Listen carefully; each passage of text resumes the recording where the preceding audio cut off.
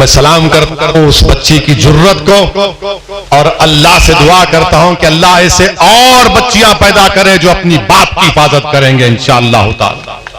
और मैं तो हमारी उस बेटी को ही पैगाम दूंगा कि उसने अपने बाप को जो बचाने की कोशिश की, उसने शहजादी जन्नत हजरत फातिमा की सुन्नत पर अमल किया।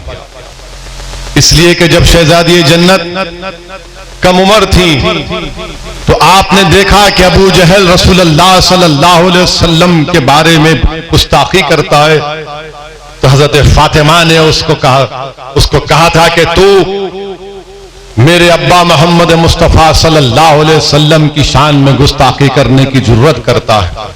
मैं सलाम करता हूं उस बच्ची की जुर्रत को और अल्लाह से दुआ करता हूं कि अल्लाह ऐसे और बच्चियां पैदा करे जो अपनी बाप की हिफाजत करेंगे इंशाअल्लाह ताला।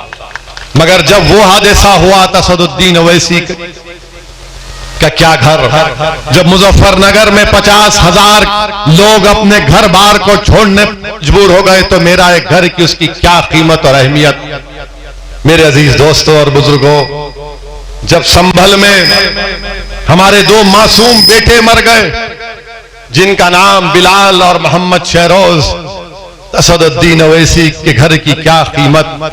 अरे तुम्हारा घर आबाद है तो मेरा घर आबाद है, तुम्हारी औलाद अच्छी है तो मेरे घर में मेरी औलाद अच्छी रहेगी, तुमको इंसाफ मिलेगा तो मुझे भी मिलेगा। मगर मेरे घर पर हमला, कोई बात नहीं, तुम क्या क्या करना चाहे कर लो, मेरे कदम डगमगाने वाले नहीं है, मेरे कदम डगमगाने वाले नहीं है। याद रखो, अगर तुम इस तरह की बुज़दिलों की हरकत करके समझते हो कि असदुद्दीन ओवैसी के कदम डगमगाएंगे, तो याद रखो मौत मुझे रोक सकती, तुम्हारे ये इस तरह की हरकतें मुझे नहीं रोक सकेगी इंशाअल्लाह ताला।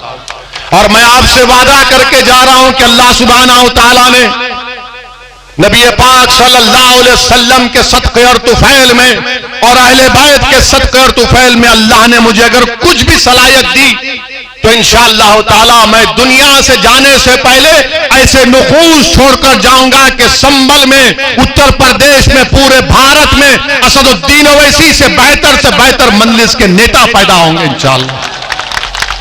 तुम मेरे घर पे आके पत्थर फेंकते हो तो तुम मेरे घर पर पत्थर या कुड़ारी से मेरे नाम को नहीं तोड़ रहे हो, तुम भारत को कमजोर कर रहे हो, तुम भारत के दुश्मन हो, तुम भारत के दुश्मन हो। और याद रखो, तुम्हारी ये हरकतें मुल्क को बदनामगी दिलाएगी पूरे इंटरनेशनल लेवल पर। दुनिया के कोने कोने से मुझे फोन आ रहे हैं कि बताओ आपके घर पर हमला हुआ। मैंने कहा कि हाँ, घर पर हमला हमारे अभी नहीं हुआ, बल्कि 50 साल से हमारे घरों को निशाना बनाया जा रहा है। कब हमारे घरों की कीमत रही, कब हमारे घरों की हिफाजत रही? जब अल्लाह के घर को शहीद कर दिया गया तो फिर हमारे घर की क्या अहमियत बताओ आप। मेरे अजीज दोस्तों और बुजुर्गों, मगर हिम्मत और हौसलों को बुलंद रखो। रसूलुल्लाह सल्लल्लाहु अलैहि वसल्लम के रास्ते में भी कांटे डाले गए, ऊंट की उजड़ी डाली गई जिससे मुबारक पर, मेरे अजीज दोस्तों और बुजुर्गों, कचरा डाला जाता था। मगर हमको क्या बतलाया गया कि जिंदगी, दीन और दुनिया के मसाइल का हल मस्जिद और मेहराब के बाद अमली मैदान में उतरना पड़ेगा। याद रखो, सिर्फ दुआओं पर इक्तिफा मत करो मेरे अजीज दोस्तों, दुआ खूब करो अल्लाह की बारगाह में। रातों में उठकर भीख मांगो गिड़गिड़ा कर अल्लाह से, और सुबह में उठकर अपने दुआओं की कबूलियत का मुजाहरा देखो इंशाअल्लाह। मेरे अजीज दोस्तों और बुजुर्गों, डरने और घबराने की हरगिज जरूरत नहीं है। हमको अपने हौसलों को बुलंद रखना है, बल्कि करबला के मैदान को याद रखना है।